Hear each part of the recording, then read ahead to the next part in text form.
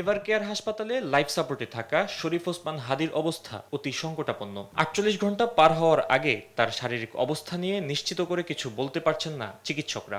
Multidisciplinary বিশেষজ্ঞদের সমন্বয়ে গঠিত মেডিকেল বোর্ডের চিকিৎসকরা জানান, গুরুতর ব্রেইন ইনজুরির কারণে রোগীর অবস্থা এখনও অত্যন্ত সংবেদনশীল। যে কোনো মুহূর্তে পরিস্থিতির পরিবর্তন ঘটতে পারে। তাই রোগীকে কৃত্রিম শ্বাস প্রশ্বাসে রাখা হয়েছে এবং সব গুরুত্বপূর্ণ পর্যবেক্ষণ অব্যাহত থাকবে। আর নতুন কোনো সার্জিক্যাল হস্তক্ষেপ এখন করা হবে না।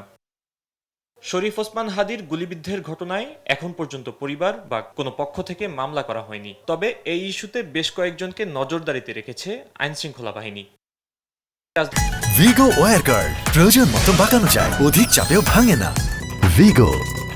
রাজধানীর এভার কেয়ার হাসপাতালে হাদির চিকিৎসার খবর নিতে এসে গণ অধিকার পরিষদের সাধারণ সম্পাদক রাশেদ খান জীবনের নিরাপত্তা নিয়ে শঙ্কা প্রকাশ করেন। নির্বাচনকে কেন্দ্র করে 50 জন প্রার্থীকে টার্গেট করেছে আওয়ামী দুর্বৃত্তরা। স্বরাষ্ট্র উপদেষ্টা কোনোভাবেই এই ঘটনার দায় এড়াতে পারে না। সরকার যদি আমাদের নিরাপত্তা না দিতে পারে তাহলে আমরা কিভাবে গণসংযোগ করব, কিভাবে নির্বাচন করব? হাদির উপর হামলার ঘটনায় গোয়েন্দা সংস্থার ব্যর্থতাকে দায় করেছেন জুলাই আন্দোলনের নেতারা। নিজেদের মধ্যে অভিযোগের রাজনীতি বন্ধ করে আওয়ামী লীগের বিরুদ্ধে ঐক্যবদ্ধ হওয়ার আহ্বান তাদের। হত্যা চেষ্টায় জড়িত এই ছেলেকে যদি গ্রেফতার করা না হয়, স্বরাষ্ট্র উপদেষ্টাকে তার পদে থাকতে দেওয়া হবে না। হাদির শারীরিক অবস্থা অপরিবর্তিত রয়েছে বলে জানান জুলাই নেতারা। সবার কাছে দোয়া চেয়েছেন তারা। রাজনৈতিক দল ফাহিম ইউসুফ, দেশ টিভি, ঢাকা।